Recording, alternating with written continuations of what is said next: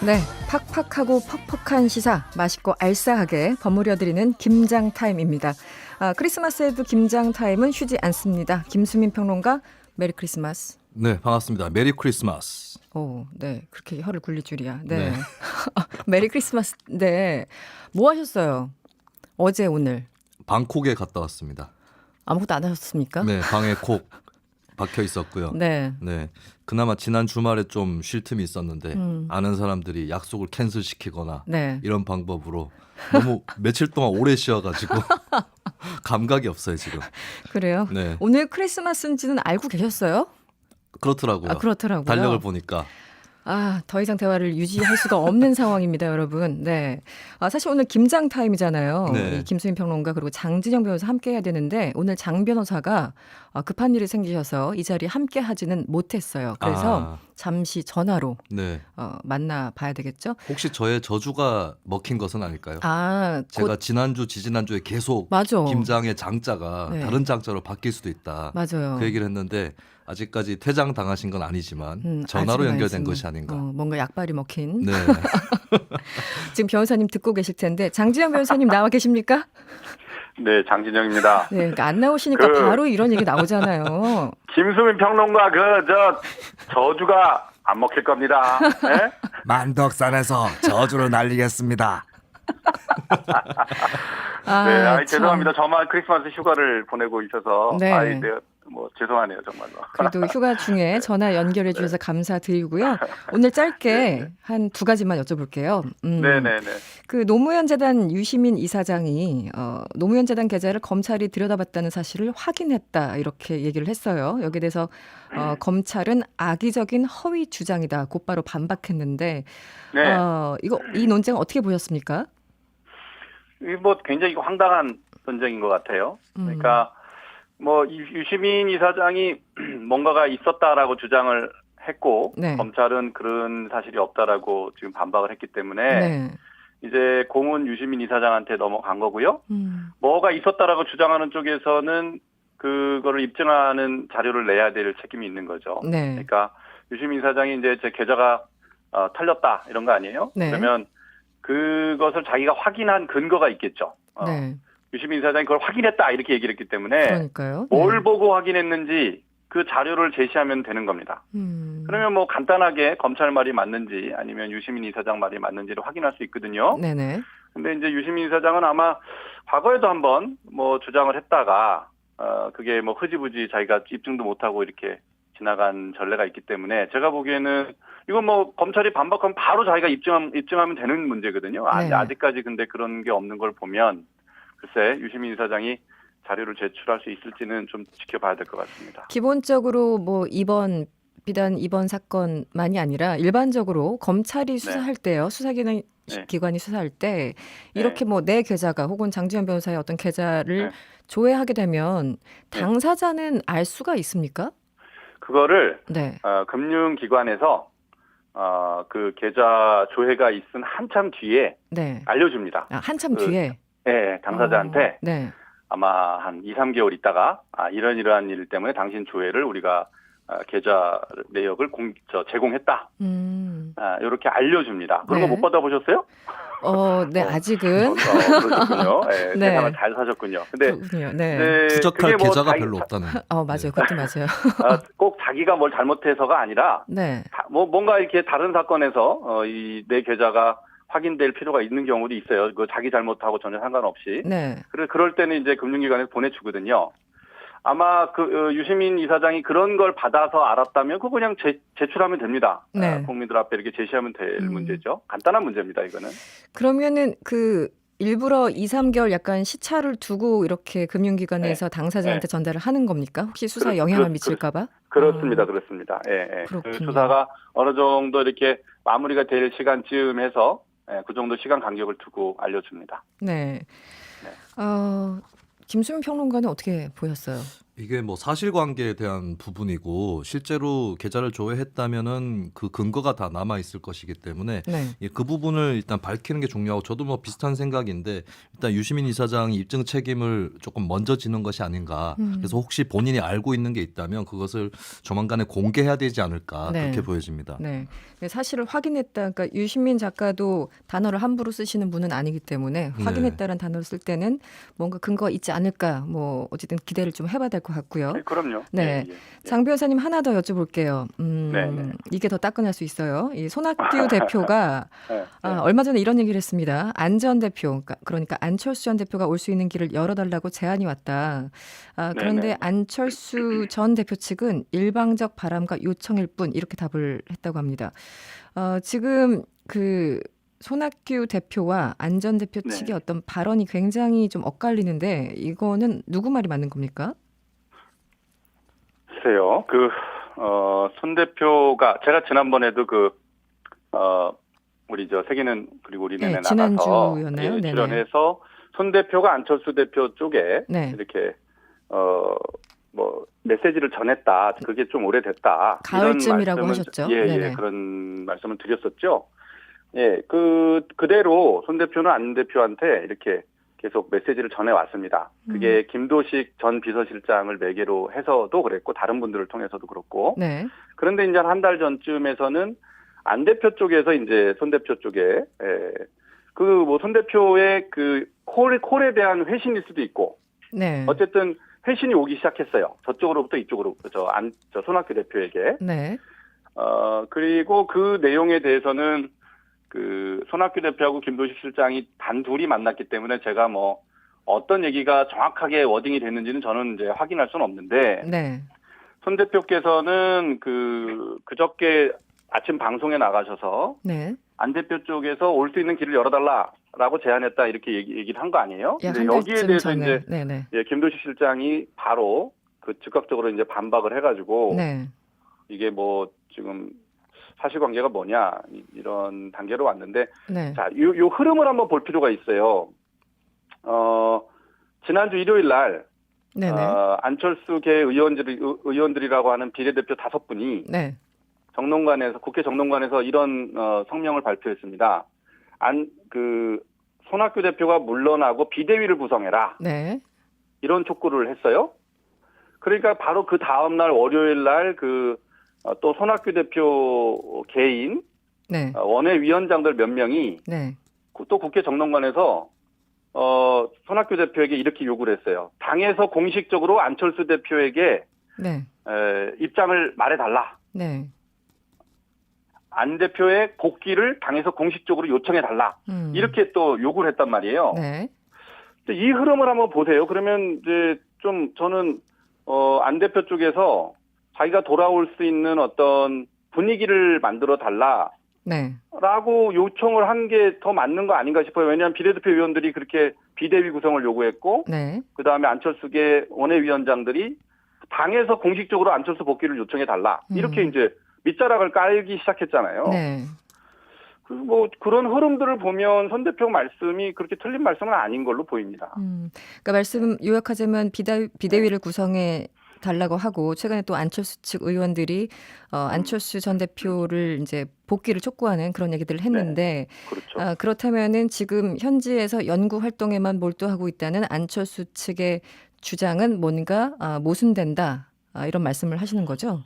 그러니까 비대위를 구성한다라는 것은 사실은 안 전 대표를 감안하고 이런 요구들을 하는 걸 텐데 지금 연구 활동에만 그렇죠. 열중하고 있다라는 설명은 앞뒤가 맞지 않다 이렇게 해석을 하시는 거군요. 네, 그렇게도 볼 수 있고 네. 또 이번에 입장문을 낸 게 김도식 전 비서실장인데 그렇죠. 먼저 그게 입장이 자기의 입장인지 아니면 안철수 전 대표의 입장인지를 좀 명확하게 밝히고 거기서 입장문을 냈어야 된다고 저는 생각하거든요. 네. 근데 그 내용을 보면 안철수 대표는 미국에서 연구에 매진하고 있다, 전념하고 있다, 네. 이렇게 말을 하면서 입장문을 낸 거예요. 그러면 결국은 이게 김도식 전 실장의 입장인가? 이런 또 의구심도 들지 않습니까? 그래서 이제 그런 부분에 있어서는 저는 김도식 실장이 이게 누구 생각인지를 좀 밝히는 게 우선이다라고 생각합니다. 보시기에는 어떻습니까? 안철수 대표가 네. 지금 입장을 직접적으로 밝히지 않아서 설왕설래만 있습니다. 안철수 전 대표 네. 오실 것 같으십니까? 변호사님 보시기에 저는 이제 오셔야 된다고 생각하는데 오셔야 한다, 당위적으로. 예. 네. 안 대표 이렇게 많은 국민들이 궁금해하기도 하고 또 원하기도 하잖아요. 네네. 그리고 이제 총선이 얼마 안 남았습니다. 그렇다 네. 그러면 저는 이제 안철수 대표는 공인으로서 이런 사람들의 뭐 요청에 가타부타 저는 응답을 할 필요가 있다. 그게 도리 아니겠어요? 네. 저는 이렇게 침묵으로만 계속 일관하시는 것도 네. 그렇게 책임 있는 자세는 아니다 이런 생각이 듭니다. 네. 김수인 평론가, 지금 안철수 전 대표가 온다면 네. 과거처럼 혹은 비근하게 파괴력이 있을까요? 어떻게 보세요? 현재 상황만 봤을 때는 파괴력이 떨어질 것으로 보여요. 왜냐하면 현재 분위기가 만약에 자유한국당이랑 민주당 둘 다 완전히 많이 틀렸다라는 여론이 굉장히 확산돼 있으면 네. 안 전 대표가 설 수 있는 입지가 클 수 있는데 아직까지는 그렇지 않고 여러 가지 현 정부에서 뭐 문제라든지 의혹이 드러나고 있지만 그래도 문재인 대통령이나 민주당 지지율이 버텨주고 있거든요. 네. 그래서 이 상황에서는 들어온다고 해서 파괴력이 있을 것 같지는 않은데 문제는 정치인이 파괴력이 담보됐을 때 들어오는 게 아니라 자신이 들어와서 노력을 해야 된다. 네네. 이 부분이 중요한 것이기 때문에 그렇기 때문에 아마도 안 전 대표가 들어와야 된다. 이런 얘기들을 많이 하는 것 같습니다. 네. 변호사님 혹시 덧붙이실 말씀 있으신가요? 네. 이거 오늘 너무 죄송하고요. 네. 아무튼 제가 1월 1일 날 방송에는 반드시 네. 이제 휴가를 마치고 들어가서 참여를 하도록 하겠습니다. 알겠습니다. 오늘 고생 많으셨고요. 지금까지 네. 장진영 변호사였습니다. 오늘 고맙습니다. 네, 메리 크리스마스. 네. 메리 크리스마스. 네. 이 참 크리스마스인데 네. 우리도 못 쉬지만 네. 많은 분들이 지금 밤을 새고 계세요. 국회 얘기인데요. 필리버스터가 계속되고 있죠. 예, 네. 오늘 임시국회 마지막 날인데 필리버스터가 누가 종결 처리하거나 혹은 스스로 철회하지 않으면 임시국회 끝까지 할 수가 있습니다. 그래서 임시국회가 끝나는 오늘까지 계속 오늘 필리버스터는 자정까지 이어지게 될 예정이고 네. 그리고 다음 임시국회가 바로 내일로 예정돼 있거든요. 네. 그러면서 필리버스터에 걸려있는 선거법 개정안이 자동으로 표결에 올라올 것으로 예측이 되죠. 네. 좀 보셨습니까? 이게 참 네. 보기가 어려운 장면들이 많은데 네. 어떻게 좀 보셨습니까? 제가 필리버스터? 2016년 2월에 네네. 첫 번째 필리버스터 할 때는 뭐 거의 국회 방송을 방에 틀어놓고 그때 또 테러 일터에서도 방지법. 보고 네. 예, 그렇게 했는데 이번에는 그냥 좀 이렇게 문자 그렇게까지는. 뉴스를 따라가면서 어느 정도 얘기가 나왔는지 정도를 지켜본 것 같아요. 예, 시사평론을 그때 할 걸 그랬어요. 2016년에.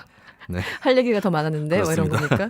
그러니까 지금 분위기가 이 내용에 대해서 동의를 하든 안 하든 간에 3년 전에는 물론 첫 필리버스터였기도 했지만 그 당시엔 사람들이 굉장히 주목을 이제 받았고 그리고 내용도 참 흥미로운 것도 많았어요. 네. 그래서 이번에는 왜 주목을 상대적으로 못 받는 걸까요? 말씀하신 대로 네. 첫 번째는 처음 했던 필리버스터하고는 차이가 있었다라는 게 있는 거고요. 네. 그리고 그때는 2월 임시국회가 30일 회기였습니다. 그래서 굉장히 긴 회기 동안 잡혀 있어서 네. 과연 저 필리버스터가 며칠 동안 갈 수 있느냐 여기에 대한 관심들이 많이 쏠려 있었고 네.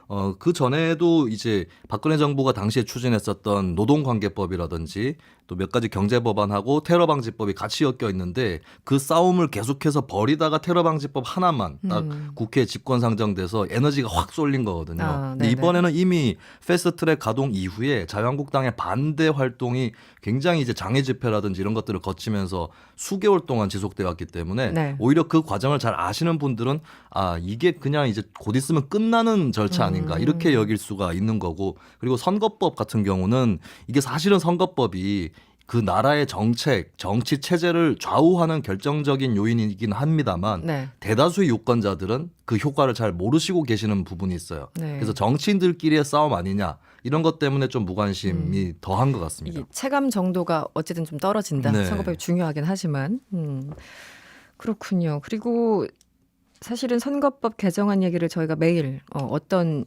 그 방식으로든 하고 있는데 이번 개정안에서 크게 조명받지 못했던 부분이 바로 유권자 연령 같습니다. 네. 18세로 나누는 내용이 포함돼 있는데 이 부분은 어떻게 보십니까? 저는 찬성해 왔고요. 18살이라고 해서 19살에 비해서 정치적 판단 능력이 떨어진다거나 이렇게 볼 수는 없는 거기 때문에 네. 앞으로 좀 더 차츰차츰 더 낮추도록 노력을 해야 된다고 생각합니다. 제가 대학교 다닐 때 아마 20세에서 19세로 한번 낮아졌거든요. 1년 더 낮추는데 거의 20년 가까이 세월이 걸려버려서 네. 20년인가요? 제가 나이를 그렇게 많이 먹었나? 네, 많아요. 네. 그래서 네. 이제 18세도 저는 좀 늦었다라고 판단을 하고요. 그리고 이제 여기에 대해서 우려하시는 분들이 반대하시는 분들 중에 일부를 제가 만나봤는데 네. 18세도 판단 능력이 있다고 생각한다. 다만 이들이 현재 고등학생들이지 않느냐. 학교 현장에서 어떤 정치적인 논란이라든지 네. 분란이 일어날까 봐 그게 좀 걱정이다 하시는 분들이 계시더라고요. 네. 근데 저는 오히려 그것이 이제 학교의 어떤 교육의 일환으로 승화될 수 있다고 보고 그것을 오히려 뭐 선거법의 어떤 연령을 제한을 둬서 투표권을 안 준다고 해서 그렇다면 학생들이 정치적 생각을 안 가지고 토론을 네. 안 할 거냐 그건 아니기 때문에 네. 예, 이번 기회에 오히려 좀 터놓고 얘기할 수 있는 그런 계기가 됐으면 좋겠어요. 사실 어떤 제도든 어떤 그 허들이든 간에 그러니까 명분은 굉장히 좋잖아요. 정책 명분. 이래서 네. 되고 이래서 안 되고 지금 말씀하신 것처럼 연령을 낮추면은 학교가 정치판으로 될 수 있다라는 아주 극단적인 주장까지 하시는 분들이 있는데 사실 내면을 들여다보면은 계산기를 두드린 결과일 경우가 많잖아요. 네. 어느 당에 어느 정도 실익이 있을까요? 이거는 뭐 예측의 영역이고 또 나중에 집계하기도 어렵기 어렵죠. 때문에 자신 네. 있게 얘기를 하겠습니다. 아, 왜냐하면 제 얘기를 반박할 수 없을 것이기 때문에. 그렇군요. 근데 이제 네. 작년에 서울시장 선거 이걸 가지고 이제 길거리에서 청소년 모의 투표를 YMCA에서 실시를 했거든요. 그때에 이제 좀 주목할 만한 결과가 박원순 시장이 2위를 했어요. 그랬던가요? 네, 1위가 이제 녹색당의 신지혜 후보, 페미니스트 서울시장 표방했었던 네네. 약간의 차이로 1위로 나왔었고요. 네. 그래서 저는 이제 좀 10대 유권자가 페미니즘이나 이쪽에 좀 더 우호적인 측면이 있고 거꾸로 또 10대 내에서도 어떤 젠더 갈등이 굉장히 강하다고 해요. 그렇다면 이제 10대 남성에서 반페미니즘 성향을 갖고 있는 남성들은 근데 과연 그들이 자유한국당을 지지할까? 그것도 자유한국당이 다른 사실은 문제죠. 10대, 20대 사이에서는 그 아웃 오브 안중이라고 인터넷 용어로 눈 밖에 나 있는 상태인데 오히려 네. 현재 출범을 준비하고 있는 새로운 보수당이라던가 네. 이쪽에 또 우호적인 층이 10대 의외로 좀 많지 않을까. 그래서 다른 연령대에 비해서는 네. 정의당, 녹색당이나 혹은 새로운 보수당 같은 군소정당에 조금 더 10대가 열려 있지 않을까 하는 게 저의 일종의 추정입니다. 알겠습니다. 그 말씀하신 것처럼 선거법 개정안이 내일 표결에 들어가는데 어제 김재원 정책위의장이 얘기를 했어요. 선언을 한 거죠. 비례대표 전용 이른바 페이퍼 정당, 위성 정당을 창당하겠다. 그게 뭐 일부 현 의원을 그쪽에 꿔주는 방식입니까? 뭐 방식이 여러 가지가 있을 수 있는데 네. 실제 하겠죠? 어떻습니까? 이것이 이제 진행이 얼만큼 잘 될 거냐에서는 계속해서 의문 보호들이 남아 있어요. 이를테면은 비례대표 정당 투표 용지에서 기호가 좀 윗순위에 있어야 자유한국당 지지층 눈에 잘 띕니다. 그렇죠. 예, 그리고 네. 자유한국당이 비례대표 후보를 안 낸다고 친다면은 기호 2번 칸은 없는 거고요. 그러면 기호 3번을 확보해야 투표용지의 두 번째 칸, 지역구하고 같이 두 번째 칸에 올라갈 수 있는데 그러면은 자유한국당 쪽에서 이 위성정당, 비례대표 전용 정당에 바른미래당보다는 많은 의원을 그렇죠. 보내야 되는데 그 의원을 확보할 수 있을 것이냐. 예, 그 의원은 그 당에 가면 지역구에 출마를 못하는 거기 때문에 네. 예, 그렇다면 은퇴할 의원을 일단 보내야 되는데 은퇴할 의원 중에서도 야 이게 무슨 짓이냐 할 수 있는 의원들이 있을 것이고 그렇죠. 그래서 기호 3번 순번으로는 두 번째 여기를 확보할 수 있느냐 이게 좀 큰 관건인 것 같아요. 그러니까 의석수가 많은 순대로 이 기호가 정해지기 때문에 예를 들어 한 30석 정도, 30명 정도 네. 보내서 이제 정당 번호를 한 2등으로 만들어 버리고 네. 그래야지만 어필하기가 쉬우니까 그런 전략들이 기술적으로 이론적으로 가능한데 네, 과연 누가 가려고 할까 그렇죠. 뭐 등등 여러 가지. 그리고 지금 비례 한국당입니까? 그 이름이 네. 지금 다른 데서 쓰고 있는데 뭔가 조정이 안 된 것 같아요. 그래서 그 이름을 또 못 쓸 거라는 네. 보도가 나왔어요. 사실은 지난 9월에 모 언론에서 자유한국당이 위성정당, 페이퍼 정당을 만들 수 있다라는 단독 보도가 나왔었습니다. 그게 9월이었습니까? 예, 그거를 캐치한 사람이 있었던 모양인지 지난 10월에 비례한국당 이름으로 창당준비위원회를 선관위에 등록한 사람이 있었어요. 네네네. 같은 이름을 쓸 수가 없기 때문에 그리고 창당준비위원회는 6개월 동안 시간을 벌 수 있습니다. 6개월 안에 창당을 해야 되는데 6개월이 지나면 내년 4월 총선이거든요. 네. 그럼 이 사람이 비례한국당이라는 이름을 움켜쥐고 있는 이상은 못 쓰죠. 자유한국당이 위성정당이 그 이름을 쓸 수가 없고 그렇죠. 그래서 자유한국당 측에서 접촉을 시도를 해봤는데 그쪽에서 이름을 안 된 것 같아요. 줄 의사 또는 함께할 의사가 없다고 합니다. 그래서 네네. 자유한국당이 비례한국당이라는 이름을 쓰지는 못할 것으로 보입니다. 뭐 비례 자유당 뭐 이렇게 가는 건가요? 그게 뭐 자유한국 비례대표 뭐 이렇게 갈 수도 있을 거고. 너무 어려운데요. 네, 이게 또 선관위에서 유사당명을 또 제안을 하고 있는데 어떻게 음. 판단할지도 봐야 될 것 같고요. 그리고 자유한국당이 이름을 바꿀 수도 있어요. 그러면 그 당의 이름에 맞게 또 비례 무슨 당 이렇게 갈 수도 있겠죠. 와, 가능성은 열려 있는 그거 것 같습니다. 정말 너무 복잡한 과정인데요. 알겠습니다. 그런데 사실 지금 그 연동형 비례대표제 관련해서 3% 이상 득표하면 네. 이제 그러니까 비례대표를 몇 석 가져간다 이런 얘기가 있으니까 너도 나도 정당을 만들 것이다. 그래서 네. 아마 지난 총선 때도 실제 한 16개 당에 있었습니까? 당이 네, 네. 굉장히 많았던 걸로 기억하는데 이 신당 창당 붐 확실하게 더 커질까요? 어떻게 보세요? 예, 과거에 이명박 전 대통령이 이런 명언을 남겼죠. 마, 내가 해봐서 아는데. 네, 제가 이제 시사평론을 하고 있지만 과거에 제가 정당 활동가였거든요. 그리고 맞아요. 실제로 네. 경험을 해봤는데 3% 나오기가 정말 어렵습니다. 진짜 어렵죠. 노회찬 전 의원하고 심상정 의원이 대표로 있었던 진보신당이 2.94%가 나왔어요. 아, 그 그랬어요? 스타 정치인들이 있는데도. 그리고 그 외에도 제가 군소정당 활동을 좀 했었는데 3%를 못 넘어서 예, 개표하고 나서 울던 생각이 납니다. 그 3%가 예. 만만치 않아요. 만만치 정말. 않고 네. 그리고 어차피 현행 선거법에서도 3% 지지 정당은 2석 정도 확보를 하거든요. 선거법 개정한다고 했을 때 늘어나는 의석이 그렇게 많지 않기 때문에 네. 막 3%를 노리고 창당이 줄지어 있을 것이다. 이것은 저는 제 경험상 있을 수 없는 일이다. 멋모르고 창당한다면 모를까. 멋모르고 네. 알겠습니다. 뭐 모든 시도는 다 좋은 거니까. 아, 바른미래당이 지금 애매해졌어요. 네. 아니, 새로운 보수당이죠 이제. 새로운 보수당으로 가기로 했는데 간략하게 마지막이라도 끈이 있을까요? 자유한국당과의 뭐 새로운 보수당과 합당. 네, 합당은 계속 한마디로 열려 있지 않을까 유승민 계와? 싶어요. 네네. 바른미래당 쪽하고는 끈을 끊는다면 근데 이제 총선 임박해서 정리가 안 될 수도 있는데 자유한국당 쪽에서 좀 용단을 발휘해서 유승민 의원이라든지 이쪽 몇 명 새로운 보수당 의원 지역구에 후보를 안 내는 그런 방식으로. 선거연대의 방안은 열려 있지 않을까. 네. 예, 그렇게 전망이 되는데 문제는 그런 연대를 했을 때 새로운 보수당 지지자 중에 일부는 자유한국당은 정말 아니다라고 생각하는 쪽에서 이탈할 수 있다는 거거든요. 그 부분은 새로운 보수당이 어떻게 계산하고 있는지 네. 예, 이것을 좀 지켜봐야 될 것 같습니다. 네, 우리 문자 자주 보내주시는 허선미님, 김수윤 평론가님, 개그맨들 밥그릇을 넘보시네요. 아, 네. 네네. 이분 원래 이랬습니다.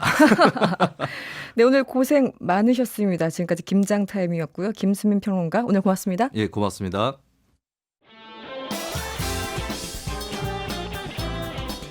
여러분의 퇴근길을 꽉 채워드립니다. 평일 저녁 6시 5분 이승원의 세계는 그리고 우리는